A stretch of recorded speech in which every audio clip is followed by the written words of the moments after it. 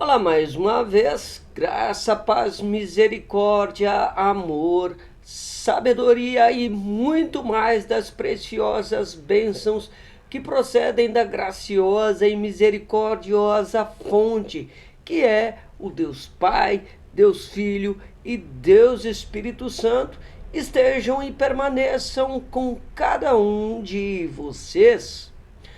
Na ocasião passada, o assunto exposto aqui no canal, a palavra como ela é, foi sobre Jesus em sua condição de Pai da eternidade. E com base naquela mensagem, a partir da profecia proferida por Isaías, lá no capítulo 9 e versículo 6, foram transmitidas algumas verdades quanto ao fato de que Jesus é o autor da salvação, traduzida em vida eterna e, portanto, ele tem o DNA da paternidade da eterna e abundante vida que é presente especial aos peregrinos eleitos desde antes da criação do universo e cujos nomes se encontram no livro da vida, composto também desde antes da criação de tudo. E como não poderia ser diferente, o texto para falar de Jesus em sua condição de Deus forte é o mesmo da mensagem anterior, ou seja, o capítulo 9 e versículo 6 do livro sagrado, que é denominado Isaías. Texto que nos revela o seguinte enunciado: porque um menino nos nasceu, um filho se nos deu, e o principado está sobre os seus ombros, e o seu nome será Maravilhoso Conselheiro, Deus Forte, Pai da Eternidade, Príncipe da Paz.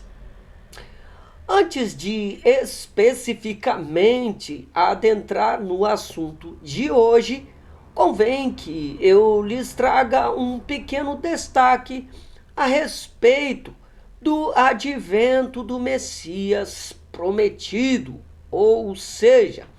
o nascimento de Jesus. É óbvio que esse presente período não é aquele convencionalmente definido como o período natalino. E faço aqui questão de aproveitar para reafirmar uma breve declaração que apresentei a partir de uma recente mensagem aqui no canal, intitulada O Falso Espírito Natalino. E naquela mensagem declarei e reafirmo, não necessariamente com as mesmas palavras, que o nascimento de Jesus, em sentido histórico temporal, não deve ser restringido a um determinado dia, que, na verdade, não consiste no dia exato em que o Verbo eterno se fez carne e habitou entre os carnais para misericordiosamente regenerar a muitos miseráveis pecadores. Com esse destaque e principalmente a partir do texto sagrado em epígrafe, valho-me do fato de que a convencionalidade humanista não define o verdadeiro espírito em aspecto memorial, ou seja, é plausível e próprio que qualquer evangelista habitado e habilitado pelo Espírito Santo seja levado a compartilhar a respeito de temas que, pela conclusão humana, sejam temas expostos fora de época. Como alguém talvez poderia julgar, O texto selecionado seria mais apropriado, então, para dezembro, a considerar o espírito da época e, particularmente, digo e repito que se trata do falso espírito da época, pois, para se falar e celebrar sobre o nascimento de Jesus, não é via de regra da parte de Deus que seja no derradeiro mês do ano, tal como para se falar a respeito da morte e celebrar a ressurreição do nosso Salvador. Não é sentença imperativa de Deus que seja apenas no tempo em que convencionalmente se faz proveito do memorial judaico denominado Páscoa. Dito isso, vou agora direto ao ponto referente ao assunto de hoje, que flui do texto já exposto inicialmente e cujo título é Jesus, o Deus Forte. Quando o Deus Filho foi dado à luz para a dissipação das trevas de pecadores perdoados, ele veio como um bebezinho indefeso. Mas não só isso, pois consideremos também que ele não nasceu herdeiro de bens materiais numa família de um considerável poder aquisitivo. Pelo contrário, ele não tinha sequer o mínimo disponível e necessário para nascer, a ponto de haver sido posto num recipiente de alimentos de animais biblicamente conhecido como manjedoura, lá numa estrebaria, né? Após isso, foi criado em um ambiente humilde e, pelo que podemos saber a partir dos registros bíblicos, até a sua morte, ele jamais angariou um poderio econômico ou financeiro. Temos pelo próprio livro messiânico chamado Isaías, mais precisamente lá no capítulo 53, aquela declaração clássica que alguns cristãos lembradiços, ou seja, dotados de boa memória, sabem até de cor, mas farei uso apenas dos versículos 2 e 3, que denotam com mais ênfase uma plena compatibilidade para com a proposital humildade do Criador em sua realidade de criatura. Reflitamos juntos. Não havia nada de belo nem majestoso em sua aparência, nada que nos atraísse. Foi desprezado e rejeitado,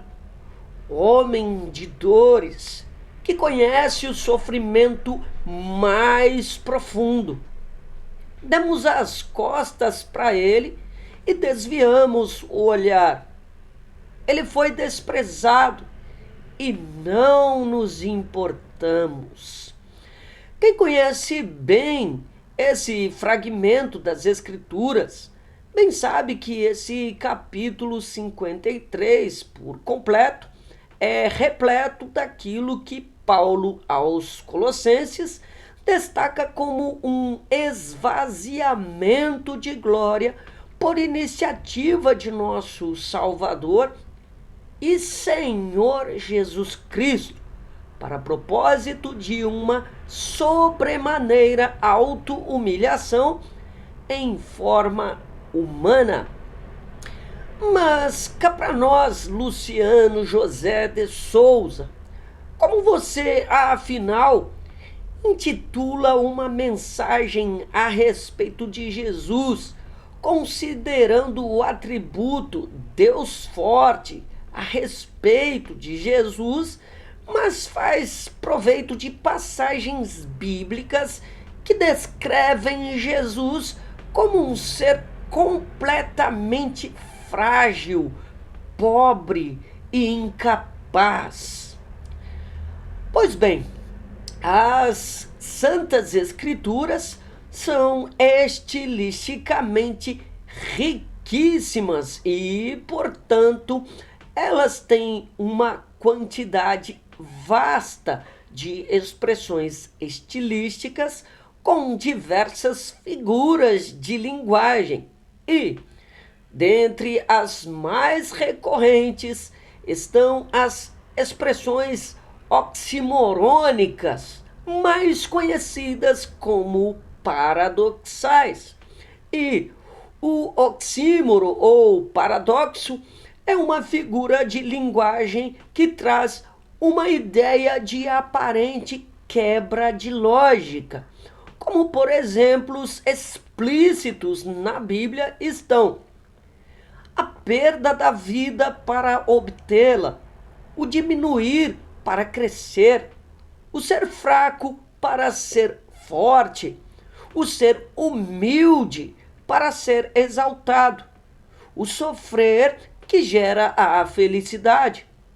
o ser considerado louco pelo mundo para ser considerado sábio por Deus. E, por fim, para coroar esses destaques sobre o aspecto oximorônico recorrentes nos registros bíblicos, eu não poderia deixar de mencionar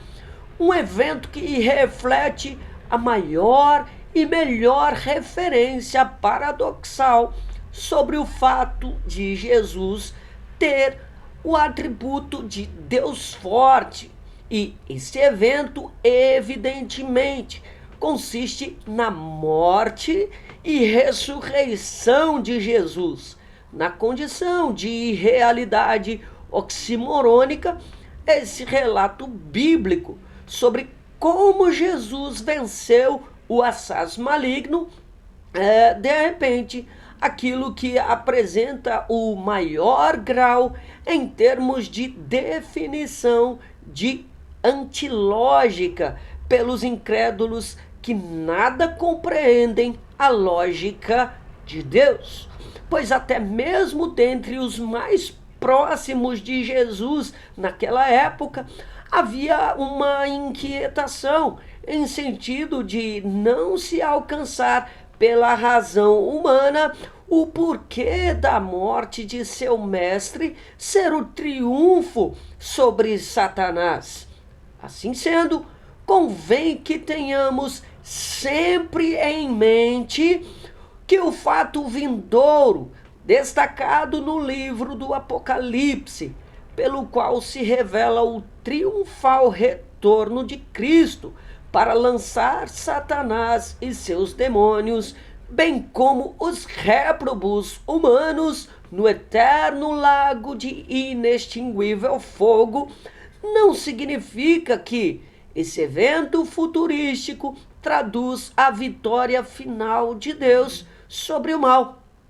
pois reafirmo aqui que a morte e ressurreição do Messias prometido é a vitória definitiva do Deus forte e, indubitavelmente, essa vitória é a misericordiosa e graciosa vitória do Salvador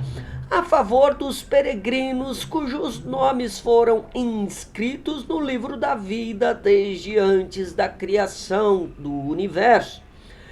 E é com base nessas verdades oximorônicas que o bom preceptor Espírito Santo capacita-me a, por meio deste canal e desta presente ocasião, transmitir-lhes o fato relatado pelo servo e profeta Isaías de que Jesus, além de Pai da eternidade, maravilhoso conselheiro, príncipe da paz, é também o Deus forte. É-me ainda, antes do desfecho, muito útil, tanto quanto propício aqui, fazer proveito de uma citação muito feliz, emitida pelo servo e pastor Josemar Bessa, da Igreja Congregacional Jardim da Luz, no Rio de Janeiro. Certa feita ele proferiu: Deus calou o rugido do dragão com o choro de um bebê. Para quem conhece bem as Sagradas Escrituras, evidentemente sabe que qual dragão é esse e sabe muito mais de que bebê se trata, né? E eu particularmente considero esta afirmação como uma das mais impactantes por ser transbordante de significado e sentido. E aí, com base nesta irrefutável declaração do servo Josemar Bessa, além do fato principal destacado no extrato bíblico em Isaías,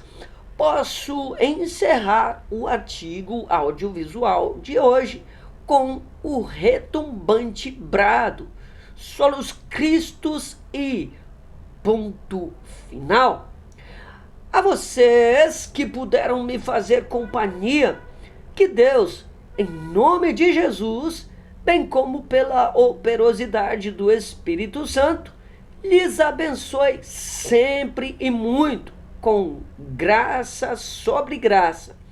Fraterno abraço e até a próxima ocasião, se Ele quiser e nos permitir. Amém.